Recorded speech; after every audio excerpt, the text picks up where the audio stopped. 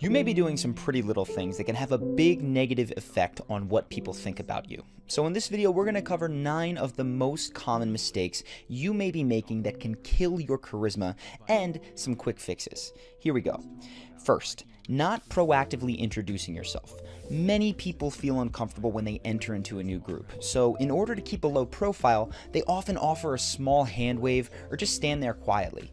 This is uncomfortable for everyone involved, so the next time that you find yourself entering or being pulled into a small group, make sure to make eye contact and introduce yourself to everyone there with a handshake. If they're particularly involved in the conversation, you can simply say, "Don't mean to interrupt, but just wanted to introduce myself." Which brings me to number 2. Not introducing your friends when you're in a new group isn't cool. A simple, "Hey, this is my friend Dave," goes a long way towards making everyone else feel more comfortable. Third is talking about things that no one cares about. It's fine to mention that you had a weird dream, but as soon as you find yourself telling a 3-minute story about it, you're probably boring people. The same goes for long speeches about anything that really only concerns you, like the quality of your tan, your car problems, or what you had for dinner last night. And if you're unsure whether something only concerns you, it's probably because you're committing the 4th mistake, not soliciting feedback.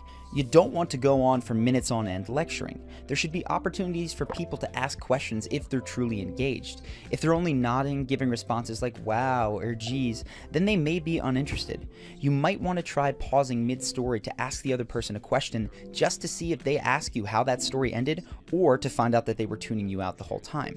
5th is trailing off or mumbling. While you can pause mid-story, you don't want to trail off mid-sentence because it makes you sound like you don't really respect whatever you're talking about. You see, no matter whether you're introducing yourself, telling a story, or saying thank you to someone who held the door for you, do it in a full and clear voice. 6th is answering questions with single words. If you find yourself consistently experiencing awkward silences, chances are that you're putting yourself in those situations with short answers. If you give longer 2 to 3 sentence responses to those small talk questions, you're not necessarily oversharing. You're giving the other person stuff to continue talking about, which is usually very appreciated. Also, when you ask questions, try to make them ones that can't simply be answered in a single word, or at least follow up with questions that can't be. 7th, whining. Complaining is just flat out a bad habit, and when you whine to people around you without seeking their advice or looking to improve the situation, you just drive them away from you. 8th is not remembering names. Everyone has a hard time with names, so saying that you're not good with names or not a name person is no excuse to not make an effort.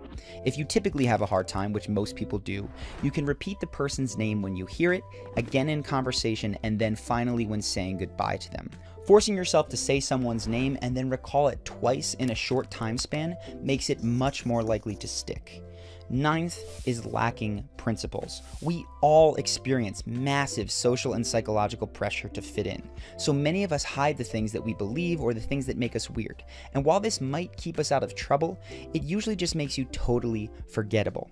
It's the people who have convictions and live by them that generate the most respect and are the most charismatic. It doesn't mean that you have to shove your beliefs down other people's throats, but don't be afraid to get clear on your principles and stand up for them, even when it's not the popular thing to do. There you have it, the 9 most common mistakes that people make with their charisma.